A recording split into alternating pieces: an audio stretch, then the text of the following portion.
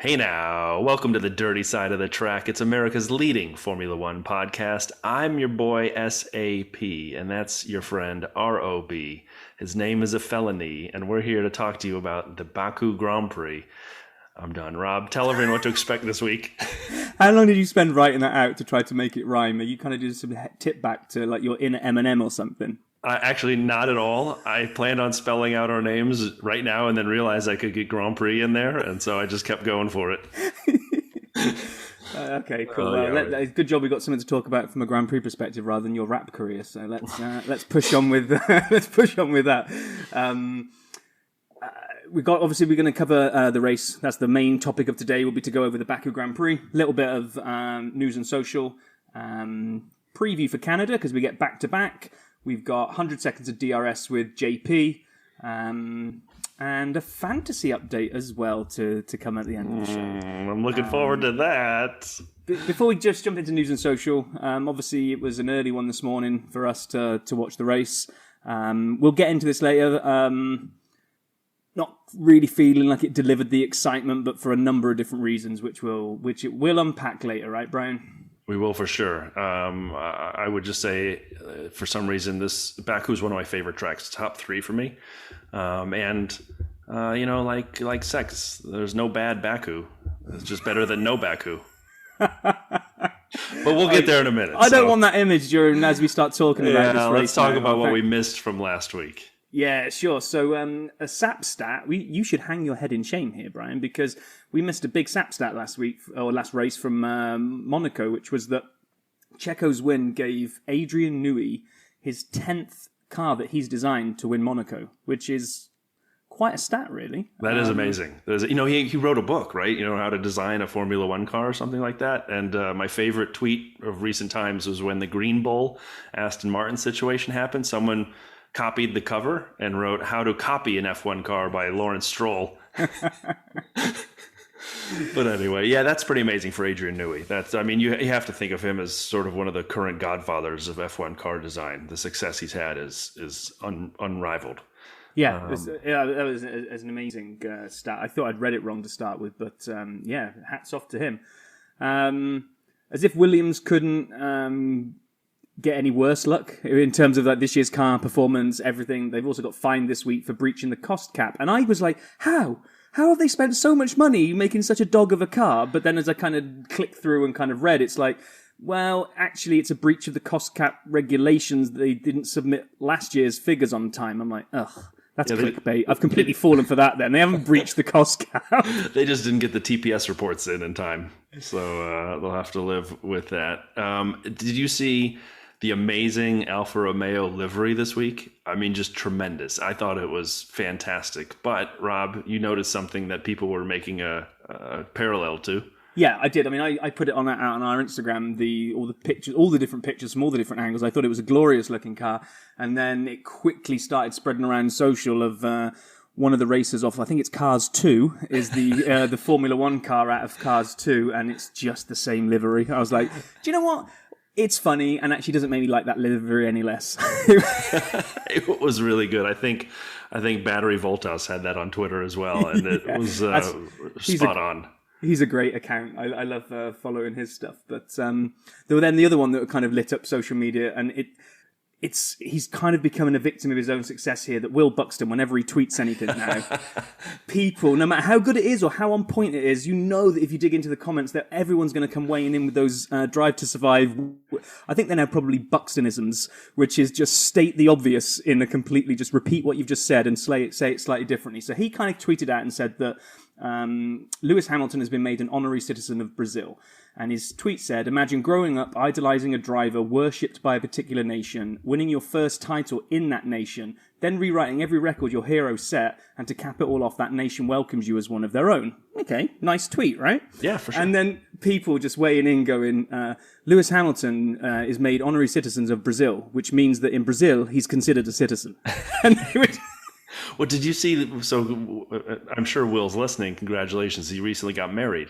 And so he said, the reason I was a little quiet over the Monaco weekend was I got married. And he showed a picture of him and his beautiful bride. And they're walking in. And every tweet was basically a Buxtonism about that.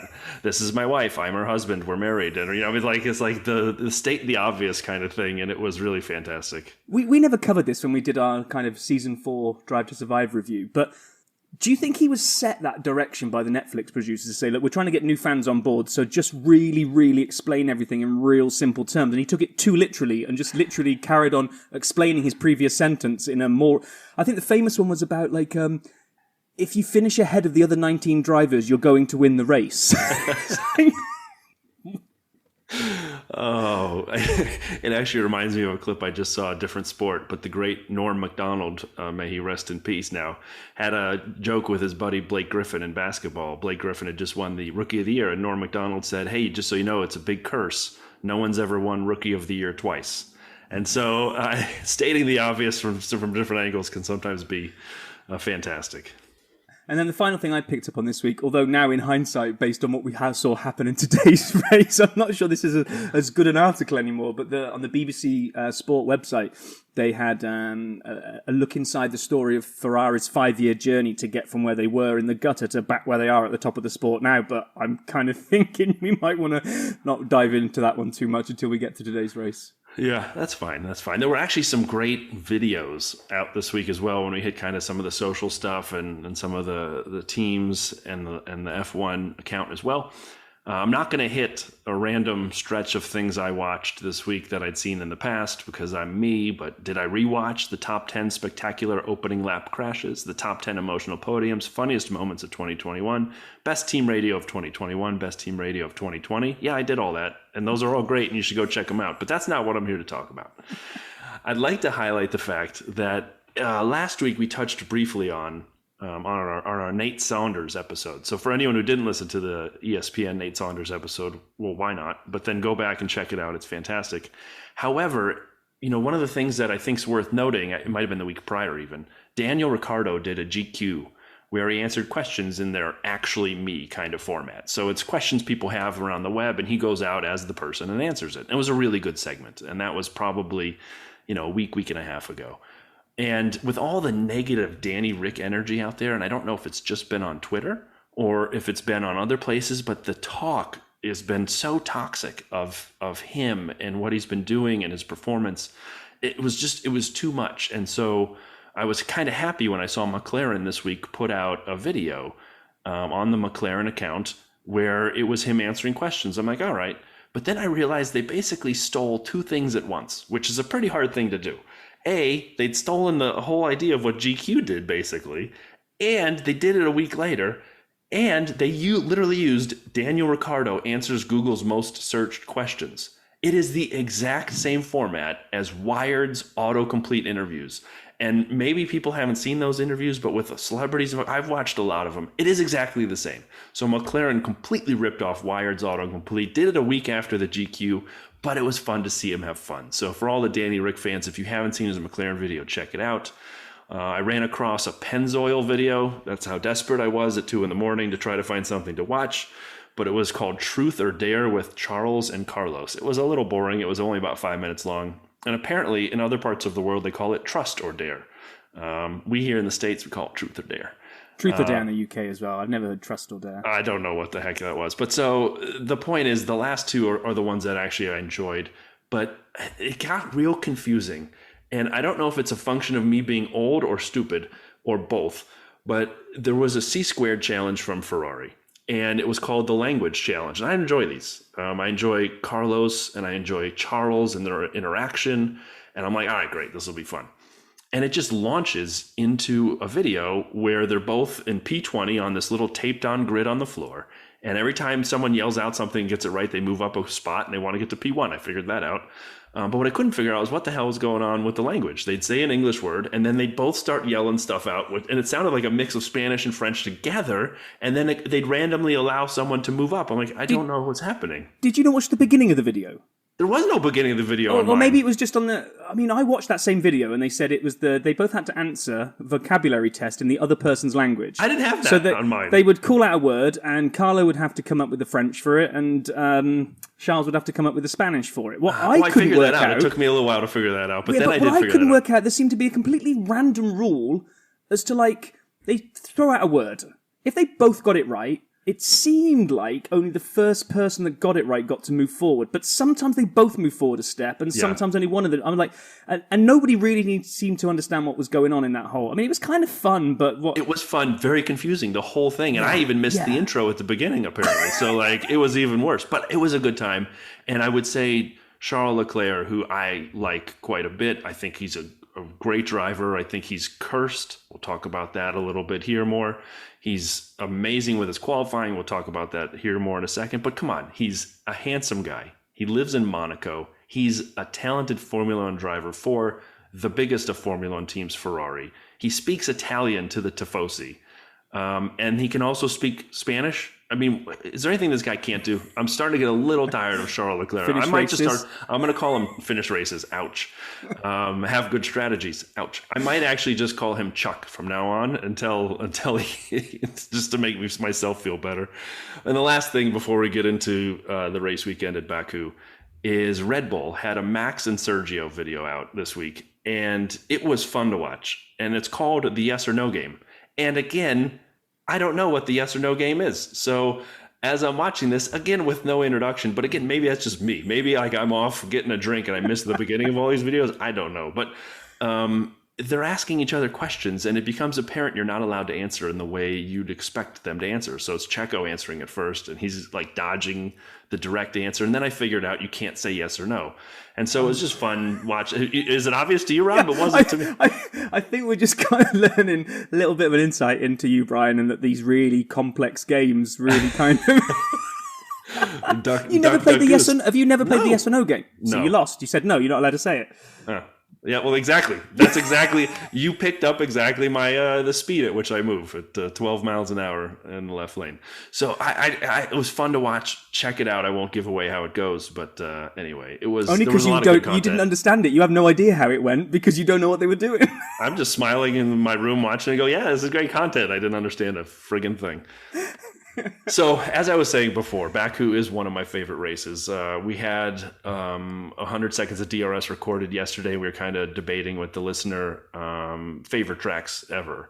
And I think I finally came to grips with my three as we were talking about it. And Spa has always been one. I've said that from the beginning. I love Spa. I love Baku. It's my favorite street circuit. It's always been one of my three. And I think Monza rounds out my three. I enjoy it. There's something about it. It's just the temple of speed, and it's in Italy, and I love, while it's not super technical, it's super fast, but it's still a track. And anyway, I love it. So I was so excited for Baku, and we'll get into the race and why maybe I had too high expectations for this race, which is my own fault. I still thought it delivered.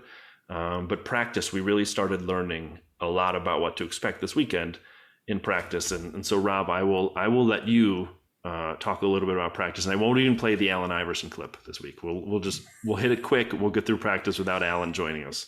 Yeah, I mean, practice. I got to be honest, I was a little disappointed with practice. I didn't really think a lot happened. There was not really a lot of showing of any hands, which I know there isn't in practice anyway. But didn't really get a feel for anything other than my only number one takeaway was that porpoising was back with a vengeance. Especially on the Mercedes. Oh my God! What really got me about the Mercedes was that for every other car, I think anyway, for every other car that they showed the in-cockpit view, you could see if you were suffering from the porpoising, it was insane. You could kind of see the helmet going up and down. With the Mercedes, you could actually hear it. It was actually sounded like it was bottoming out every time it went up. Obviously, the neck went up, and then it came down. It actually hit the ground. You could actually hear it as it was going down the straight.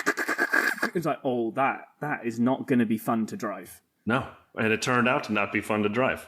I think George got out on the podium there, and he was 6'2" when the race started. He was 5'8" when the race ended. So, yeah, we didn't learn a ton, but it did set up quali on Saturday, which I thought was fantastic. It was amazing as quali started, right? So you get to Q1, and I am watching it, and I realized we had a Canadian who went into the barrier twice on one lap, and it wasn't Nicholas Latifi. It was I was so confused. Like my whole system, no one explained that to me either. I apparently missed the intro to that happening, but it was just jarring to watch the fact that he went into the barrier, Stroll goes in, pulls out, has clearly flat spotted his tires. instead of pitting, decides, oh, I'm going to go on a hot lap right after being in the wall, and bins it because he can't brake in time, because I think he'd flat spotted these things into squares and somehow thought he was going to make this corner, tags the wall and rips the whole front end of the car off on the right side. Man, and it was just crazy, wasn't it? Yeah, and it was like I hadn't even finished writing my notes into our notes place that we keep all of our kind of joint musings for the pod. I'd kind of written that, Stroll was into the barrier, but actually, for once, pretty good car control to save it so that he didn't smash the front end off. I barely finished writing that sentence and giving Stroll some kudos when all of a sudden it's like, oh, there's double wave yellows, or who's that for? Stroll into the barrier. I'm like, what? Wait, what? Has something just gone back in time and I messed this up? There wasn't good car control. He was in the barrier. It's like, no, like you say, next lap. It's like, what? He'd passed the pits too. He'd gone. I'm like 98% sure he'd gone by the pits and then kept going. And then, the traffic jam to get going when there was limited time left. That kind of stuff to me is incredibly intriguing when you have 8 or 9 cars trying to get past the start-finish line before it all hits zero, and you see them passing each other to get there on their way, and they all come across, and you go, what is going to happen next? Because you have 8 or 9 cars qualifying, and they can all reach out and touch each other. They're not spaced out at all. It was just nuts. It was, and what I'd like to know, whether you know this, Brian, or whether one of the listeners can let us know, is that if you were in the bottom 5 and you were at risk of being bumped out, why aren't you the first 5? Why aren't you doing everything possible to get yourself? I know that you're going to sit there and maybe your tyres might cool down, but I'd rather take the risk of my tyres cooling down than sit at the back of like 12 cars. Nobody was going to get a good lap in. I think only Bottas managed out of that little queue of that traffic jam. Only he seemed to get enough clear air to literally get in by the skin of his teeth and get into Q2. But why it felt like the others that needed it were like 8, 9 back. I mean, how did you get out so slowly? Yeah, I think they were taken by surprise by Mercedes and others getting out there first, who didn't need to be out there at that point. And the announcers were waiting. And I thought it was a little bit, they're like, is Mercedes going to slow play it getting out of the pits to push other people into that, sort of missing the time zone spot? And they didn't. They took it, everyone took it honestly and got out of there. But we lost Haas, we lost Williams, and we lost Lance from the crash. And then we went to Q2. And what was fascinating to me is it was kind of quiet. We lost both Alfa Romeos and both McLarens and Esteban. But what that meant was, we went 2 by 2, right? Both Haas, both Williams, both Alfa Romeos, both McLarens out. And then Lance and Esteban, which means Seb and Fernando were the odd teammates in to Q3. And both Alpha Tauris, which was a preview of things to come. That was wild. That car came alive in Baku. And I don't know if they had upgrades that came through or not, but it was just nice to see some pace in the Alpha Tauri finally.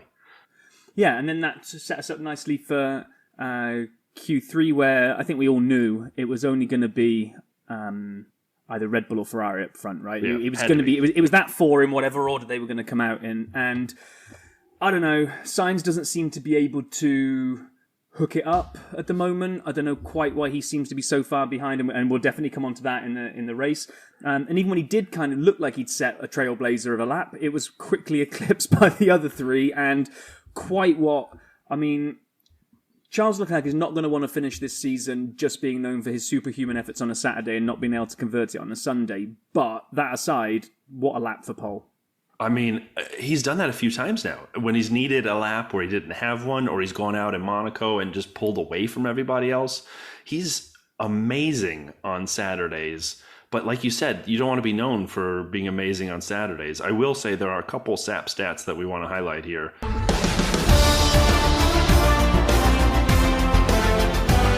SAP stats. All right. This is fascinating to me. 2 things. One, so Zhou Guanyu outqualified Valtteri, and that leaves only one person to not outqualify their teammate yet this year, and it's Carlos. So like you said, the only person to not outqualify their teammate so far in 2022 is Carlos, and he did have provisional pole after the first set of laps in Q3, but of course then Charles went out and just blew it away. And speaking of Charles, it is epic when you think of where he's qualified this year. And I'm just going to read them down, his starting race position through all 8 races for 2022. And it goes something like this. P1, P2, P1, P2, P1, P1, P1, P1. What?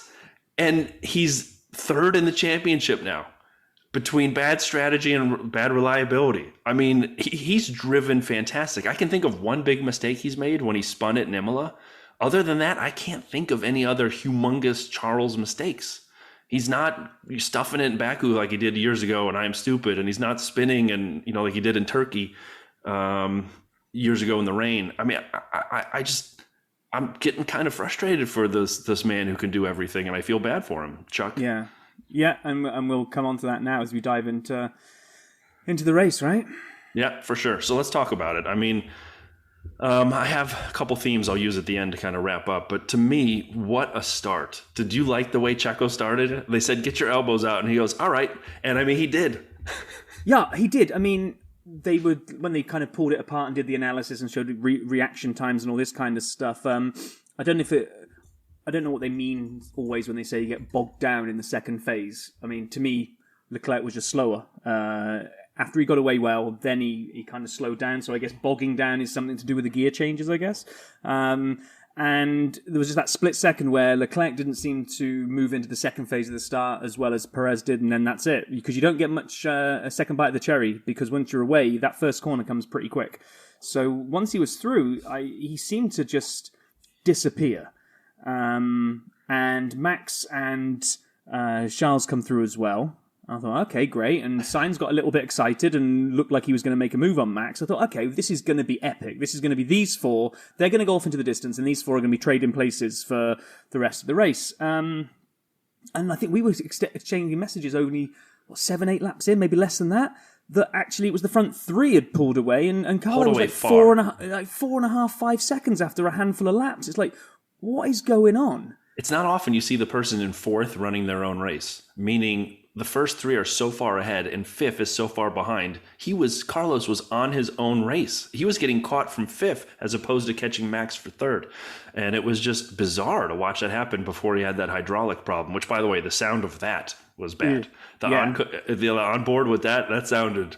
I mean, that's a real problem. Like, if that happens in your road car, you should just pull over and leave it and not come back, because that ain't working anymore. So, the one thing we didn't talk about at the start much was Max, right? So he did have a good start. He got boxed in amongst everyone around him.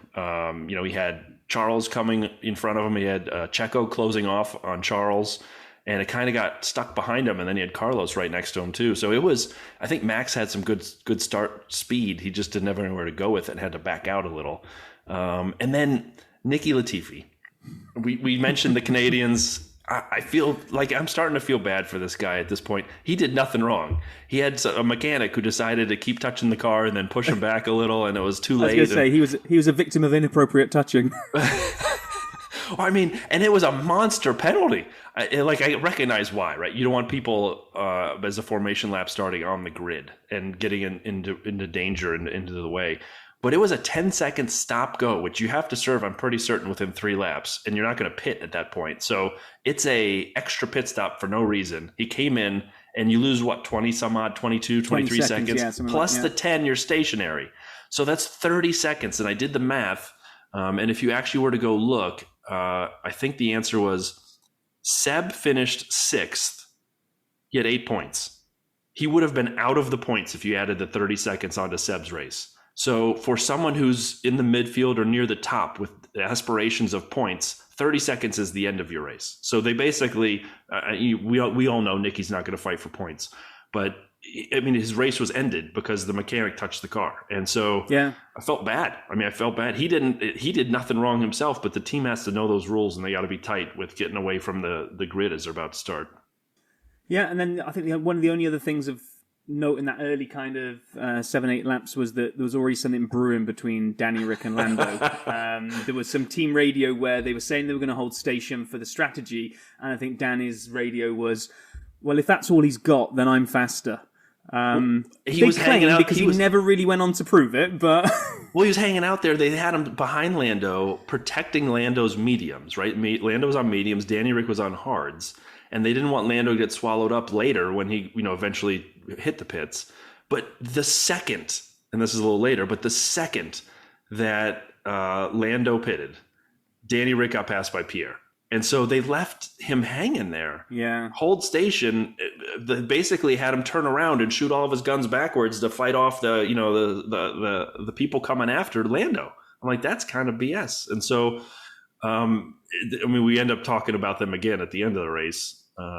But McLaren's strategy was so complicated throughout this race because the second round they basically had like an if-and statement that they were giving to people. Yeah, we'll come to that later. That was. I don't think I've ever heard anything like that before. That was amazing. But so complicated. But yeah, so then we said Carlos went out.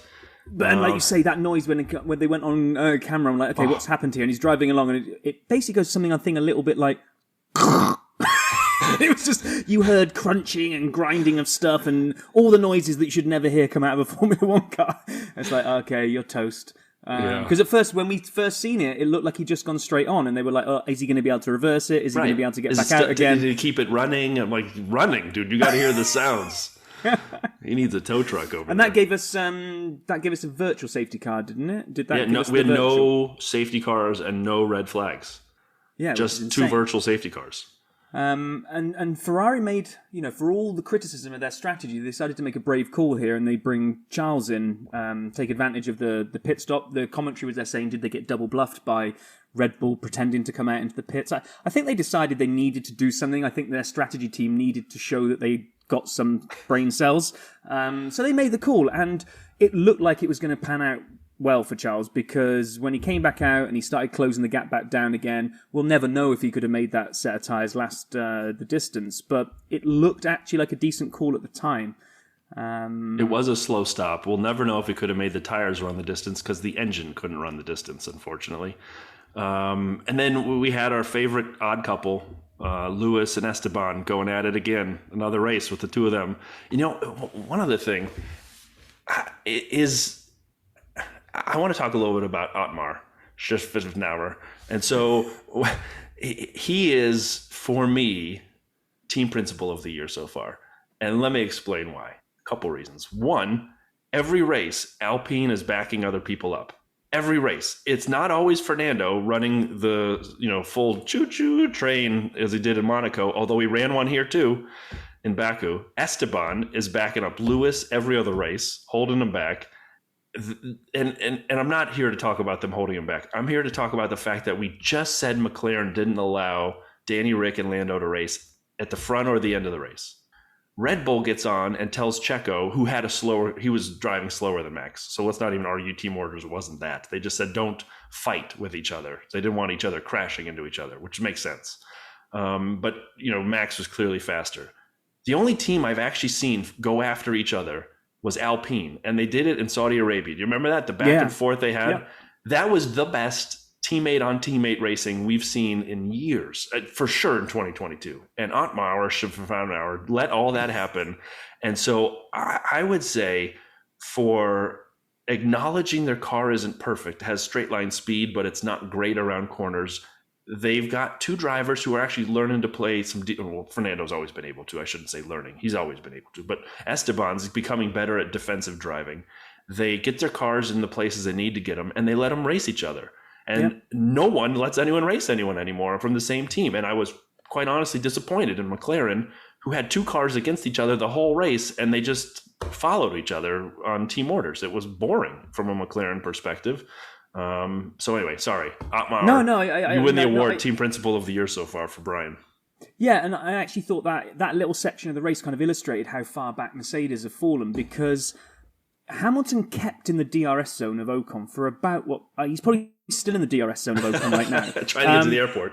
And even with the DRS wide open, he never got within striking distance. And this is supposed to give you like a gazillion extra miles per hour down that ridiculously long straight. Yet the Alpine and it wasn't like the Alpine had another car in front that he was benefiting from a DRS tow. So he's just pure, raw straight line speed without DRS open. Lewis has got it open all the time. And it just took him way too long to be able to get past. And I just thought that kind of showed where the Merc is at the moment versus where the Alpine is. Like you say, then we had Max go past Sergio. People on social media were kind of up in arms about them not being allowed to race. But I don't think there was a race to be had today. Max came flying up to him. He was 2.4 seconds past him within the same lap when he passed him. So all there is basically said, when they said no fighting, it wasn't team orders. It was like you say, don't get in Max's way in the braking zone because he's gobbling you up here, so just don't take the two of you out. That's all it was. I think had it been reversed, had Checo had more pace today, I think if he'd come up on Max, I think they would have said the same thing. Don't try to block him. Our race isn't with each other. Our race is with every other team, Ferrari. Yeah. But Ferrari took care of themselves. And like you I say, think Ferrari forgot to put oil in the engines. I think they just made a little mistake. They didn't put something in something because every Ferrari blew up today. And we're about to get to the other ones. We're just coming to that point of the race, right? Where any Ferrari-powered car was just... The Hases were not competitive. The Alfa Romeo were not competitive. Valtteri was going backwards, which was sad to see. And then that culminated then in all of a sudden, we were looking at the timings and Red Bull had gone in and done their stops. Checo's was a bit of a slow stop. Charles had made up that he'd got that full 10 seconds back because they'd had to bite the bullet and take a full pit stop, whereas he'd done the one under the virtual safety car. So everything was suddenly going Ferrari's way strategy-wise. Now, again... When they came out on their fresh tyres, they weren't really eating into Charles's lead. Nope. So he was going to have that kind of 12, 13 second gap. And probably, maybe both were going to have to stop again. Not 100% sure on that one. Maybe Red Bull were in a better position to definitely go to the end. So it's like, okay, this is brewing now. This is looking like this is going to be a race. And the very next thing we see is a Ferrari going slow with a plume of smoke coming out the back of it. And you're like, oh, no way. It's just... Yeah. Ferrari, this race, they've been as reliable as my recent DoorDash orders have been reliable. I ordered DoorDash from Chipotle. You can get like a burrito bowl, chips and salsa, and you end up with a quesadilla and some guacamole with no chips. I'm like, this is not even remotely what we asked for. And that's what's happening with every Ferrari-powered car. Something is going wrong. And what was fascinating to me and something we should watch for the rest of the season, and this was asked of Charles in the pen, as Nate kind of explained the order and sequence of the interview pen. Are you worried now about having to take penalties in future races to get new engines because you're up against it at this point, Charles? And he kind of said, yeah, I haven't had a chance to think about it. Thanks for pointing out my future disaster, and walked away. Because he is. I mean, each component has a penalty associated. He's going to have to either take it all at once and start in the back, or take 5 here for, different components.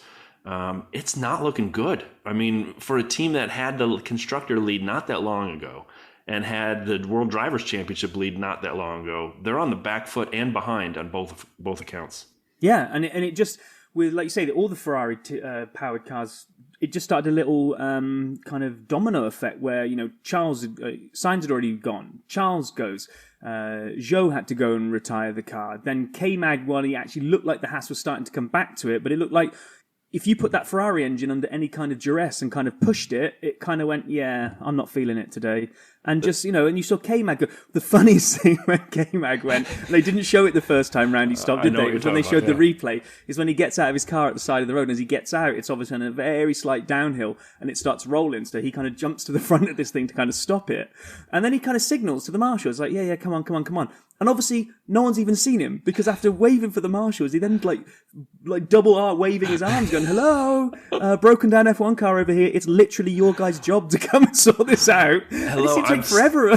I'm standing on the side of the track holding a car from rolling away. Could I get a little help over here? But again, another Ferrari powered, and that one looked like it let go in exactly the same way as Charles did. I mean, it was the white Ferrari, as they called it remember a few races ago when Haas was more competitive and people called him the white Ferrari? It was identical with the smoke coming out the back. And by the way, I hate to say this, Haas has been kind of a non-entity the last few races. And my prediction on other teams having better, more powerful, more expensive funded upgrades coming through and catching up to him, I'm worried I might have been right on that one. No, I don't think you were, because he was pushing for points today. He was about to gobble up the car he was going past. Pushing for points, which didn't happen. And Mick is still second to last. Well, yeah, but the points didn't happen, not because of K-Mag and the speed of that car, it's because the car let go, right? And that's got nothing to do with upgrades. I mean, you can put all the upgrades on there, but if your engine is toast, then you don't... I mean, I think that Haas has got a lot of performance in it when it can actually last the race, but whatever that is that Ferrari have got wrong at the moment, and maybe hopefully it's just a bad batch of nuts and bolts, right? Well, I'll just say this. So in Monaco, neither one of them finished. You remember Mick had the big crash, and then they showed that showed Kevin walking along, and we were all very confused because of the Who great had race another direction. mechanical failure, so it's kind of like Right, it doesn't matter how good Haas can do anything to do with their upgrade package. They're a customer of that Ferrari engine. So. But in Spain, Mick finished 14th a lap down, and Kevin finished 17th 2 laps down. I mean, I can't remember the last time they were really competing for points or even making it to Q1. So I'm just saying... Today, they were competing for points today, and then the engine... Barely. The stops were different. He was on a different strategy, as Red Bull would say. I'm just telling you, I have fear in my heart that we may have seen the end of Haas being in the top tiers. They may go for points, but it'll be 10th or 9th is what I'm worried about. Anyway. Yeah, but that's all I'm expecting. 10th and 9th, think about it, it's night and day from last year. Like, they were guaranteed 19th and 20th last year, right? Every single race. 19th, 20th, every race. So, challenging for 10th and 9th is still like all their Christmases come at once. I mean, Rob, they still... It's 2022. No one remembers last year anymore. We got short attention space. Anyway, we got to remember where we were in the middle of this race, right? So, there was this... We were kind of where we are, mid-30s in the laps, and AlphaTauri are kind of looking... pretty hot. We got Gasly, and I mean they were. I was having to double take it and thinking, is this because they haven't pitted yet or something? But they were kind of there by on merit. But all of a sudden, and I mentioned this to you, Vettel starts making a move through the field, and it's like, hang on a minute, him and Lewis were chasing down the AlphaTauris, and it would only take them to catch them and pass them, and then maybe one car to flip out, and suddenly Vettel could be looking at 4th, which was going to make a mockery of my post that I'd put. Vettel had never finished outside the top 4 in Baku, and I'd kind of gone early on social media this week and went, here we go, here's a run that's coming to an end this weekend. But, I had a similar thought. You helped me with it, yeah.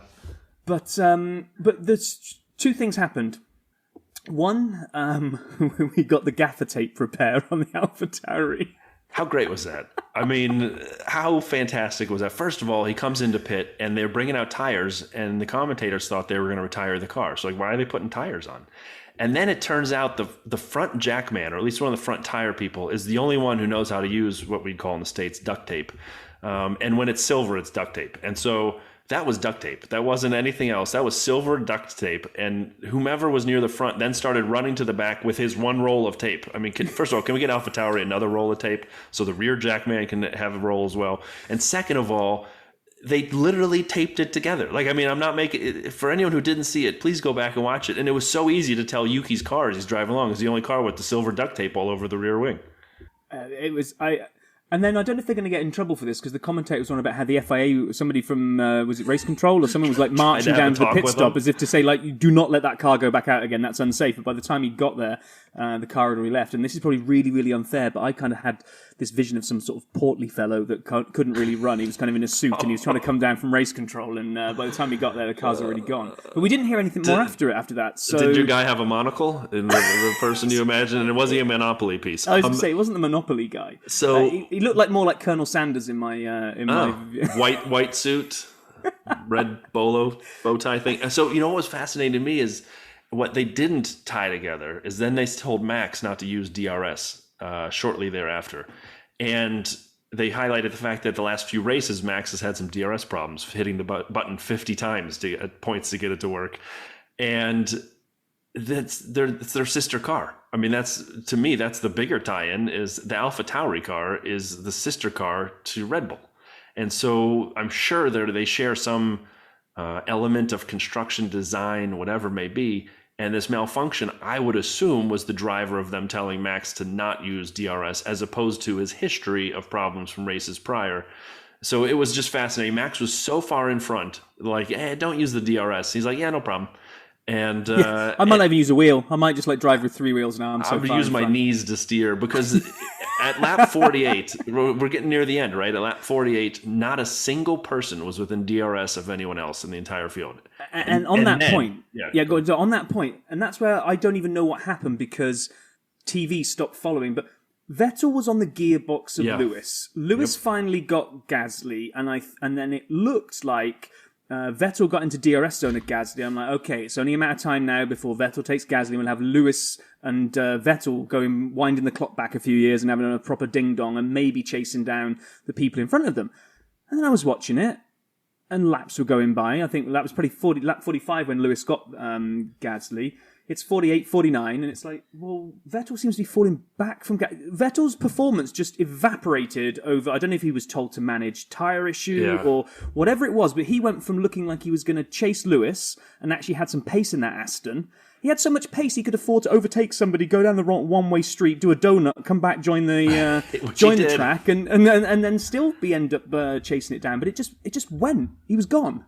Well, and then I don't know what happened either because they didn't show us. I'm assuming his tires were kind of going. I can't remember when he stopped, but then we had the second part of the McLaren hold station kind of deal. Except this was the complicated one, right? So you have Lando behind Danny Rick, but he's not as close. Lando made it sound like he was right on his gearbox. He was a couple seconds behind him, and Danny was a couple seconds behind Esteban. Again, another Alpine train, and my man Otmar. And so what happened is they went over the radio. And Lando goes, I'd like to get past. And they said, hold, please. We're checking. And then they came back to him and said, all right, here's the deal. What we're going to do is, and Lando's driving in a street course. And he's like, if you can get close enough to Danny Rick, but Danny can't get past Esteban, we're going to let you by. But what happens is if you can't pass Fernando, if you can't pass Fernando, then we're going to give the place back. And you could hear Lando like, what? Just... Can I race or not? Like I raced for a little bit and then, so it was so bizarre, but Lando never got close enough to really get a chance to get by until the end. Until they actually said, right, see, there was the big, huge kind of like complicated Starbucks order of kind of what milk, what do you want it hot or cold and all this kind of stuff. And it never came to fruition. He couldn't get close enough until they then said, okay, well, you've missed that opportunity. Just hold station and bring it home. And that was like the red rag to the bull all of a sudden. And Lando suddenly found some pace. Not only did he find the pace, I think he might have been going to pass him on that last, when they came to the start finish line and he pulled out. I think if there were one more lap to that race and the orders had been given at the same time, I think Lando passes Danny Rick and pisses off the team because he's like, I raced. 100%. There was no way Lando was listening to that rule. Not at all. You could see it. He was... Because if you're holding station to bring it home, you are not hanging out in DRS territory doing fake little moves at every corner trying to pressurize your teammate. That was not a holding station. And on the straight, he pulled out to the side to pass and just didn't have enough DRS to do it. And you got to assume Danny Rick didn't move left or right. I mean, he couldn't catch Fernando in front of him, so he thought the race was done. He's just going in a straight line, full speed, I'll finish it off. What he didn't know is young Lando is back there right behind him like, well, I'll take this place. And so I think that was really going to happen. And that is, again, why Otmar Szafnauer is the man, because he lets his team race. And so we need more principles like Otmar, is what I'm saying. And anyway. No, I'm with you. Let them race. Let them race. I mean, I get, so going all the way back to whatever it was, lap 15, I get the call with Checo and Max, as in no fighting. I get that. That isn't team orders. But... this whole hold station, it's like, no, we're race car drivers. And because I think Lando was over the radio and saying, but this isn't, they said, oh, this is the reciprocal kind of hold back from earlier on. He's like, yeah, but earlier on it was for strategy. Now it's up for points and I want more points. I was like, yeah, you do, Lando. And he's not wrong. Like, yeah, 100%. So like for me, again, the three themes I've highlighted: one, Otmar, you're amazing. We would love to have you on the podcast. Two is we all talked about the reliability of Ferrari. We beat that prancing horse to death, which they were already dead. And then Baku, I love it so much that I was expecting more. I was expecting a safety car or a red flag. I was expecting more battling at the front, and losing the Ferraris really kind of destroyed that. I was expecting just a little bit more from the race. It was not a bad race. I mean, like, if you can step back and look at it, it was not a bad race. But like I said, it's like sex. Bad Baku is still better than no Baku. It was just not what I was expecting. So I loved it, and I'll keep it in my holy trinity of courses. It just wasn't what I was hoping for. No, and what I alluded to right at the beginning about how I give you my thoughts later as to whether it was a good one or not. I think we were just robbed of a good one by circumstance. And one circumstance is just the Ferrari's disappearing now. We know this is a 4-horse race at the moment. Two horse, two bull. Yeah, well, okay, yeah. And we know nobody else can really get close to challenge. So when the two challengers fall away, and then for whatever reason, Checo just didn't have the same pace in his car, which I I don't understand because Checo's got no pace. He's fallen 20 whatever seconds behind. He's got nothing. He can't match Max. He's just not got a good day at the office, but I can slam in the fastest lap for an extra point. That got the cynical part of my brain going, saying, was he told after the don't fight, as in also let's just bring this home as a 1-2, don't even try and chase Max now. Like, did he just hold station and get bored and then at one point go, I fancy the fastest lap though? I mean, the pace was in the car. It had to be because he got the fastest lap. He just didn't seem to light it up for... It was just weird. I love Checo. It was very bizarre. I do as well. And I did put him into my team this week as well. So I was glad where he finished, but just felt... Are they thinking, look, you haven't got the pace to challenge Max, so don't put the engine and all the parts under any duress and let's keep this car for next week or whatever it might be. But the other piece, the George Russell piece, because of the way the season seems to be panning out. By the way, for anyone who didn't watch, doesn't know, George finished third. We haven't talked about him at all. He wasn't part of the commentary. Here, this is the part I said at the beginning. I think I can explain why.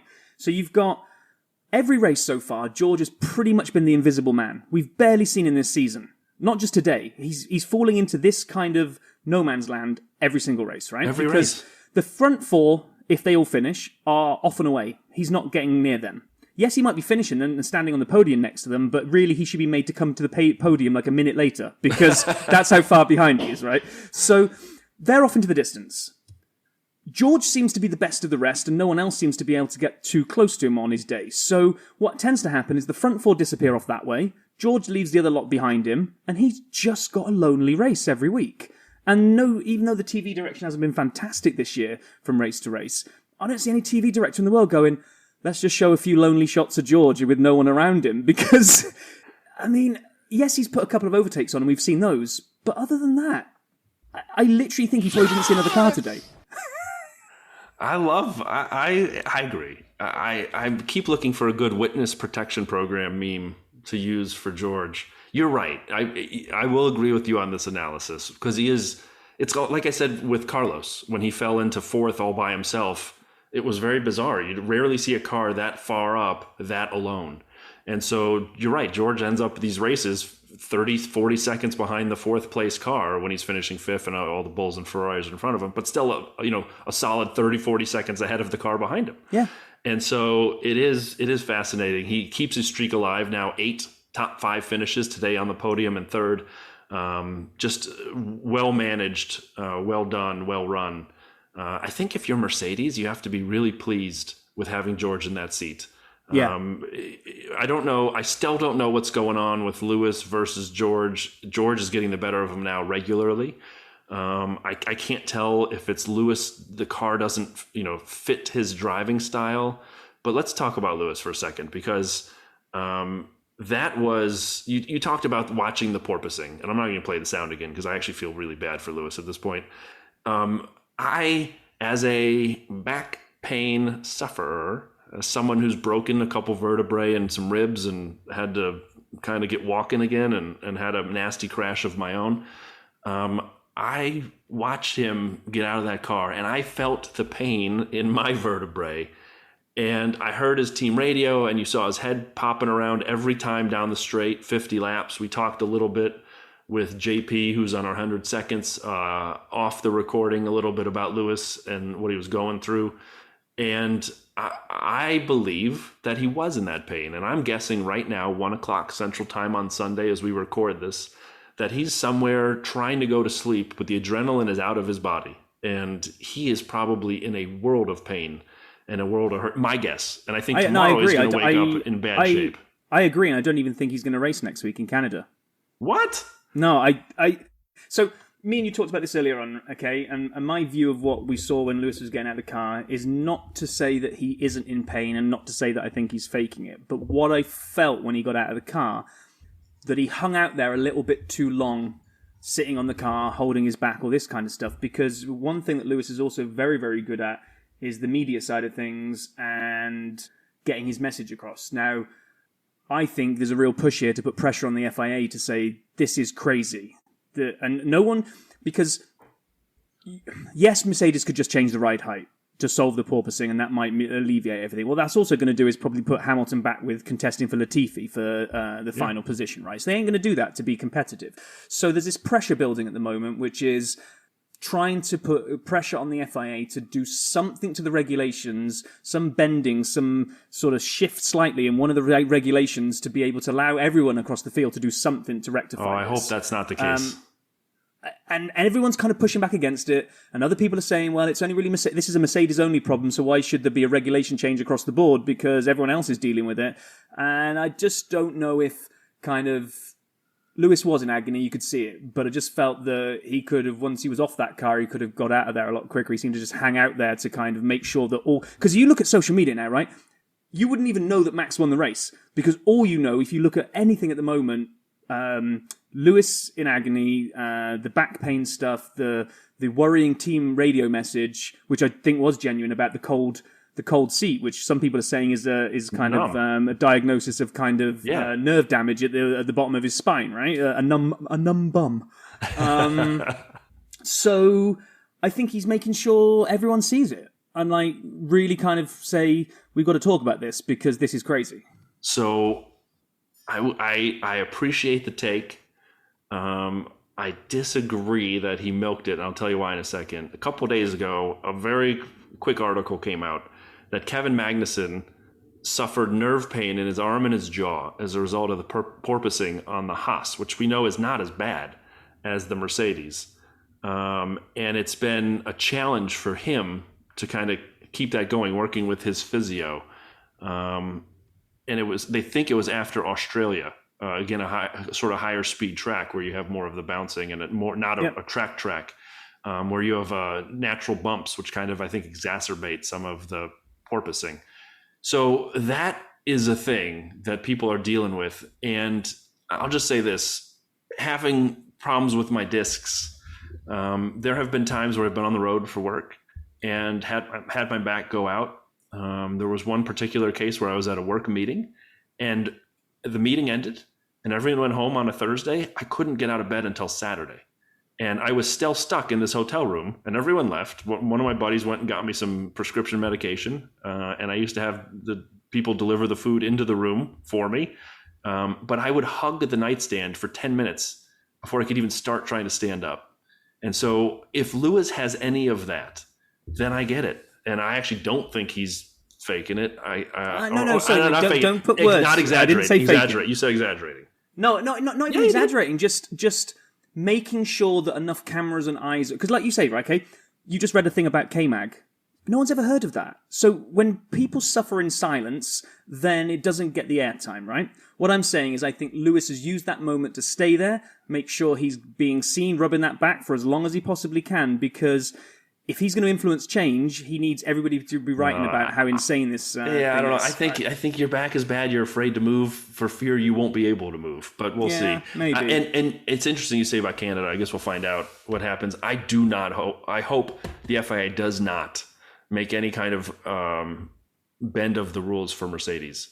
It would have to be across the board at this point. I don't think you could do a bending of the rule for Mercedes. You're at a junction now where it's either Mercedes have to change the ride height until they can properly solve it, that's their problem. Or they look for driver safety across the board and say, okay, Mercedes might be at the upper end of this and suffering it from the most, but in the main, everyone's got a problem. In fact, even like they say Ferrari, right? Ferrari's porpoising and it's uncomfortable for the drivers. It's just theirs settles into the corner a lot quicker than anybody else, so they get the speed, right? But you don't see Red Bull porpoising like this. I think when you see the onboard cameras, the heads little are going bit, up but and down, not like yeah, exactly, not as much. So you can design a car. I mean, yes, Adrian Newey may be the best car designer of all time. We already talked about that, but or at least recent times. I don't know. To me, fix your car, raise your ride height. That's on them. That if Lewis has been paying, the people that should be watching it are the people back at the factory and Toto. The FIA should do nothing about it, in my opinion.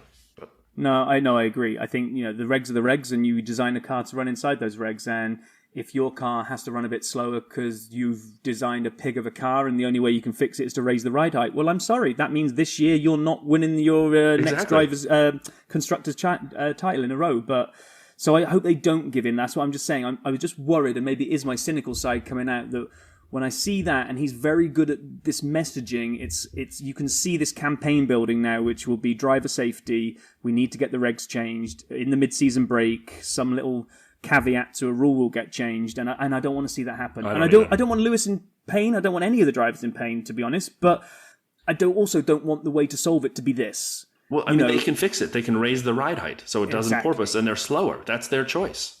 That's why you should talk to Toto in the factory. Anyway, I think we're kind of agreeing on part of it and kind of disagreeing on part of it, but let's move on. So you've heard what we think about it. So someone who was actually there and can give us his insights is, yep, you guessed it. It's good old Pit Lane Paul with a review from Baku. Hey guys, so I won't lie, I didn't expect to be recording this from Brackley, my home. Just got on a random flight back with the guys. Azerbaijan, what can we say? Let's start with a familiar story, and I am going to say I told you so for the, I think, 4th event running, and that is Ferrari. It's becoming a bit of a laughing stock now, realistically. They are throwing that championship away. If you look at the retirements today, most of them were Ferrari runners. We had, from our team, Joe again, who was actually having a strong race. Look, I don't know how much more I can say about them guys. They are,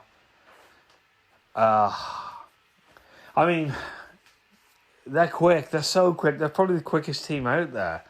I just don't get it. I don't get how,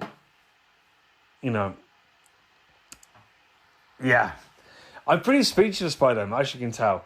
Apart from that, no, it was an interesting one. So we had a lot of good pit stop gambles with the virtual safety car. Some good little mini tyre strategies. But apart from that, again, I think I always sound a bit negative about races at the moment. I always tend to think that they're quite boring. But I thought this was quite boring. It is as simple as that. I honestly, it was one of those races where it never really got going, And I think, in fairness, I think the retirements probably killed the race a little bit. Whereas it may have robbed you from those little nice tyre strategy battles. You had a nice one at the end with the McLarens and Alonso, but the Alpines are so quick in a straight line. That was never really going to pay off. It was an uneventful race. There wasn't even a crash to celebrate. Not that you celebrate crashes, but look, let's look forward to Canada next week. Canada's going to be great fun. It's fantastic to be going back to Canada for a start. We've missed it for a couple of years. It's a circuit that is it's produced some good moments. It's a city that is fantastic as well. And I think we should probably focus our efforts on looking forward to Canada rather than thinking what Azerbaijan was. Azerbaijan's a fantastic, amazing, wonderful place to go. It is one of the greatest races. You can buy a beer for near on 20 cents. There's a lot going for it. Sadly, that wasn't the racing this week. I'm trying to sound more optimistic about it. I honestly can't. That's where we are. I thank you all for listening again. I promised to be upbeat about a race soon. Maybe when Ferrari actually don't screw it up and I don't sit there shaking my head in absolute disbelief at what that team are doing, maybe I can be a bit more upbeat. But for now, congratulations to Red Bull. Great again from Mercedes. They're looking... The car's still really bad, and I think the bouncing issue with those. I mean, we saw Lewis in absolute agony at the end of the race. I've just flown back with him, and he's in bits on the plane. His back's in pieces. That's just real, and it is dangerous, and it is a little bit bleh. But is it anyone else's problem? And that's the point, If you've got Ferrari, well, let's say Ferrari, if you've got Ferrari and Red Bull doing what they're doing, you know, it's one of them seasons. It really is. But I think we should just have a moment just to think about Ferrari. I just don't get it. Thanks for listening. I'm going to be more upbeat in Canada. I promise. Take care. See you guys. Amazing. Thanks, Paul. As always, great perspective from the track, from the race. Thank you, thank you, thank you. Okay, so everybody over in Azerbaijan, I don't even know how long it takes to tear down a circuit. I was going to say they're all probably on their way to the airport or might already be in flight right now, but maybe they're not. Maybe they're still packing things away. But they're not packing for home. They are packing for Canada because we are in another back-to-back and we will be heading over to the Gilles Villeneuve circuit in Montreal, which I'm split with you here, Brian. So my top three, Yeah. Spa, Yeah. Silverstone, just for patriotic reasons. Wait, are you British? I never noticed. Yeah, don't. Just keep going. I just keep going, yeah. Sometimes and better then, to let those slide. Yeah, and then Canada is... I love this track. I love this Really? track, and also because I grew up loving it, it means, although I love Baku, it probably is delivering a more exciting... No, it's not. I don't know. It's close. It's close, and because it's newer and it's only, 7 or 8 years old or whatever, Baku, then I don't think it can dislodge Canada for me. I love this one. It's got... for those of you that don't know it, and I even know that those of you that do, I've called it a street-ish track. So it is held on the Notre Dame Island, which is in the middle of a river that I can't remember the name of in Montreal. It's right by this. It's not a part of the St. Lawrence, but it's right near it where it splits. Because I was at Montreal and I checked out the track a little bit. So I think I've got the geography right, but the big river is the St. Lawrence. And I think it's off a split of that. But either way, keep going, please. No, that's okay. So it's a man-made island that was made for an expo back in 1967. And it's been on the F1 circuit since the late 70s, pretty much had a full run ever since. It got dropped for a year or two around 2009, and then it came back. But we've actually haven't had one for 2 years because it's been a victim of COVID. So the last time we were there was 2019. When Hamilton won it and became the record holder for 7 wins in Canada. But it was that race, the famous race where Vettel got given, I think, a pretty harsh 5-second penalty. They could have made him hand the he went across a corner, I think, and took the advantage. And rather than let him give the place back, they gave him a 5-second time penalty at the end, which was enough to drop him behind Lewis. I think Lewis ends up winning the race by 3 seconds once the 5 seconds is taken into account. And as they drove into Parc Ferme, Vettel got out of his car and he swapped the number 1 and the number 2 over. That's probably one of my favorite sort of post-race Parc Ferme moments is when Vettel switches the placards. Love it. But I'll be honest, like just total...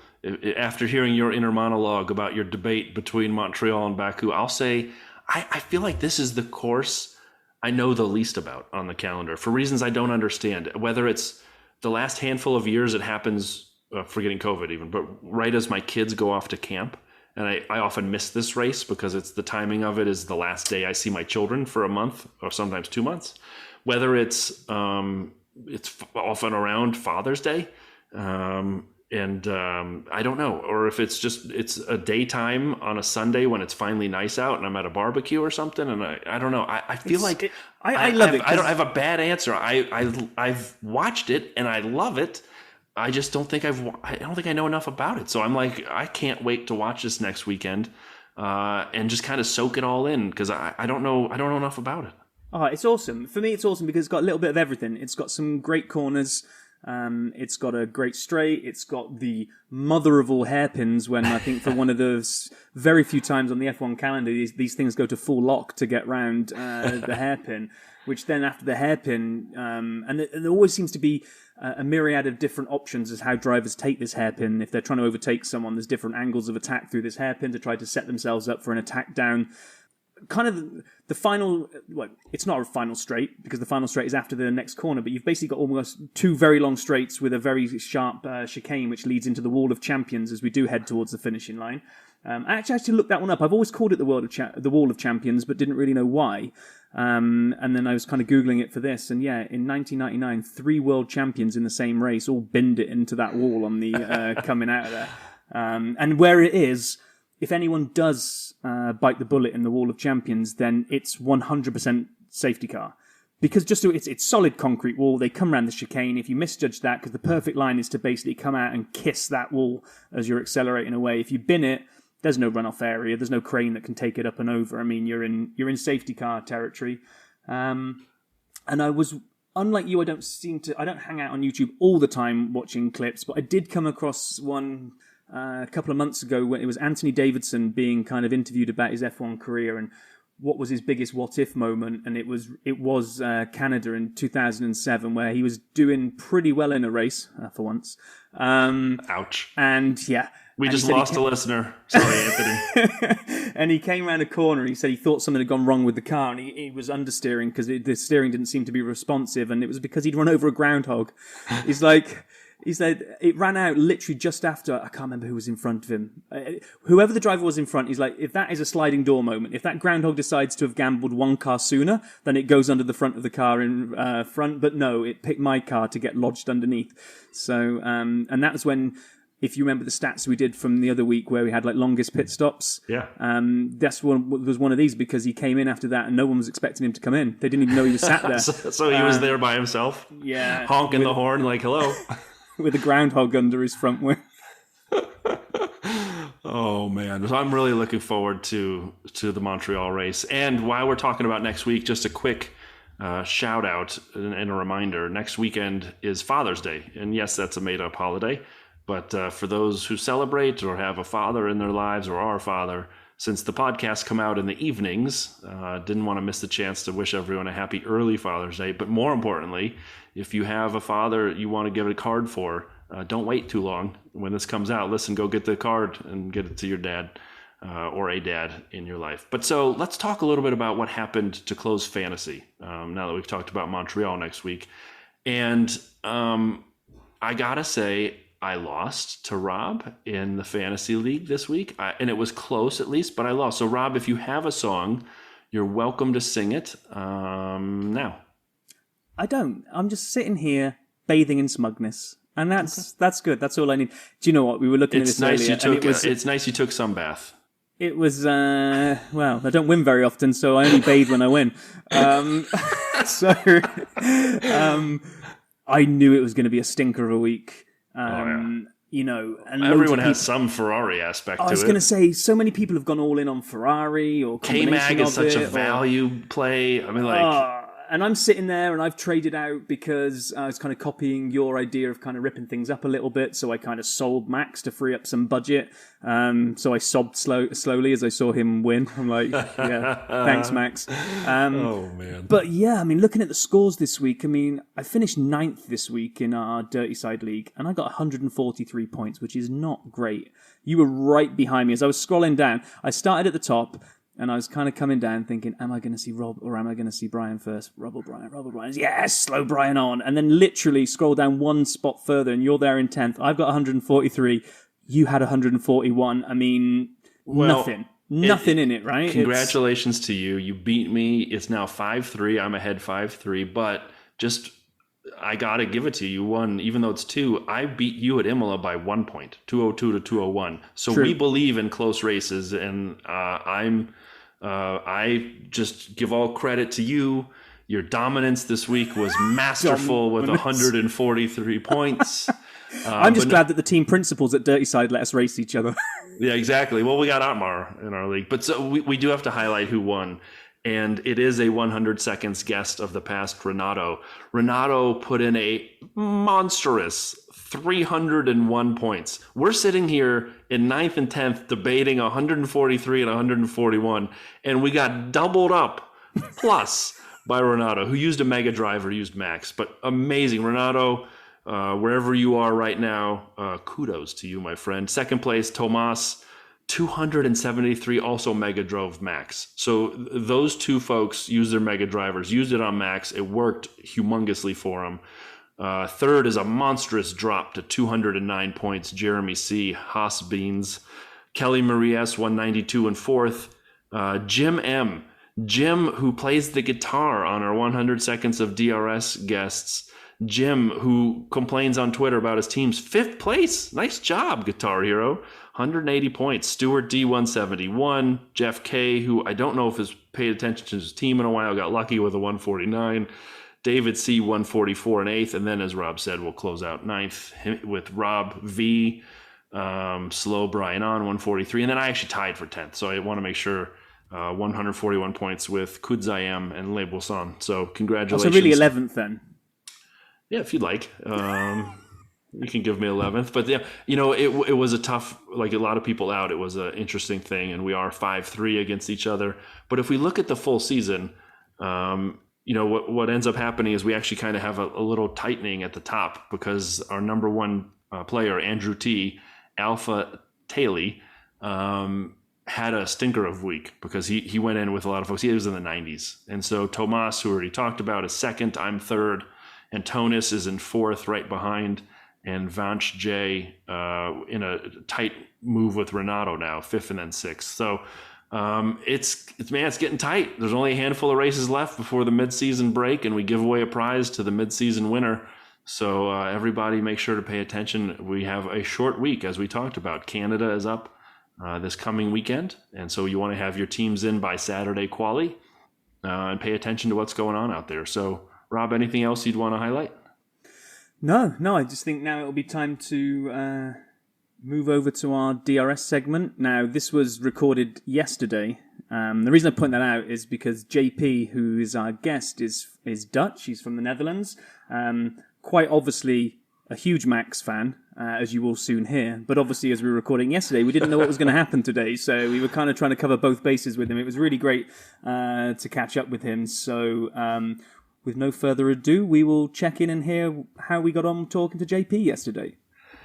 All right, everybody. We're really excited to have listener JP with us this week. JP, we got a chance to talk to you a little bit as we were getting to know you, but tell everyone kind of a little bit about yourself, where you're from, and who your favorite driver is. Well, I'm JP. I'm from the Netherlands. I've been watching Formula One for quite some time. I think starting in '85. Oh, wow. My memory doesn't fail me. I'm Dutch, so yeah, I support Max. I'm part of the Orange Army. I'm sorry. Do you have any like a cape, or do you have any orange flares that you light off for Max, or what? Like, how extreme is your fandom for Max? Well, quite extreme for Max, but because orange is the Dutch color, it's linked to our royal house. So whether it's soccer, basketball, handball, whatever, it's always orange, and we always dress up in orange. We have one of those vuvuzelas. I don't know if you know those. Yes. Make a lot of noise, very annoying. Yeah. It's sort of a tradition here. Excellent. So you said you've been watching Formula One since the 80s. I guess I'd ask, over that time, who were some of your favorite drivers, a couple that kind of stood out to you where you really enjoyed cheering them on? Well, Michael, of course. Lewis, for, I have to say, his first few years.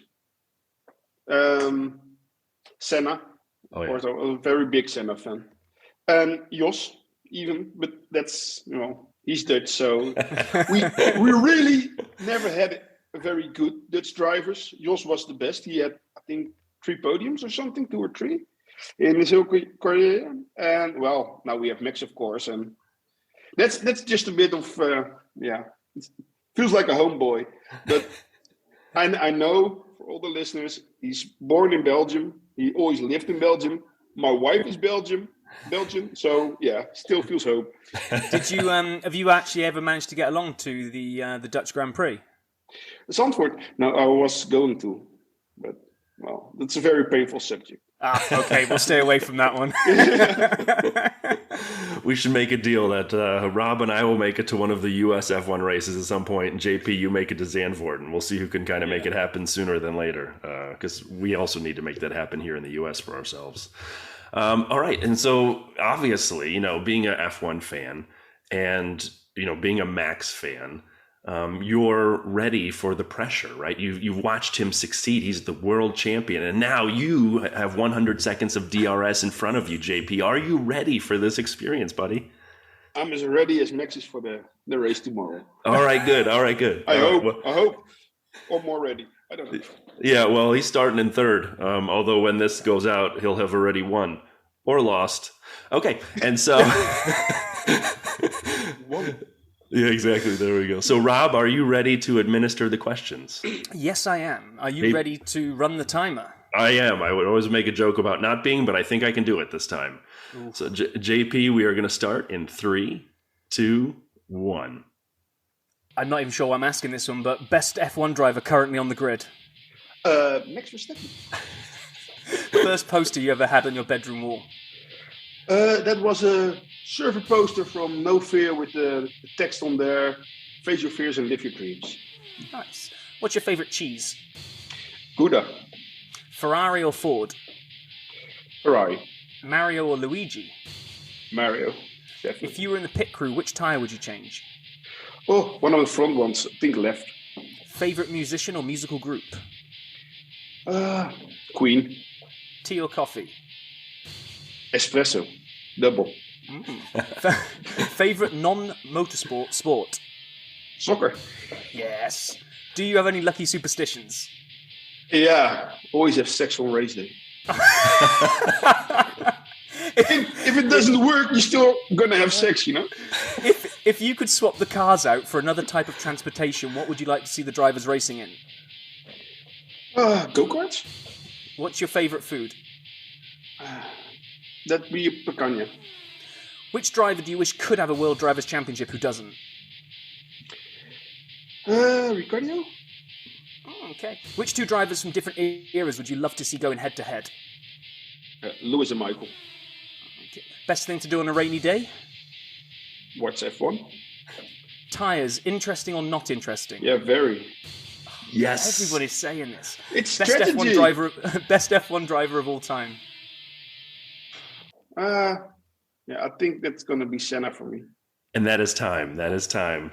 So, first of all, JP, amazing. Your race day ritual, I love it. I mean, we're putting that on a T-shirt.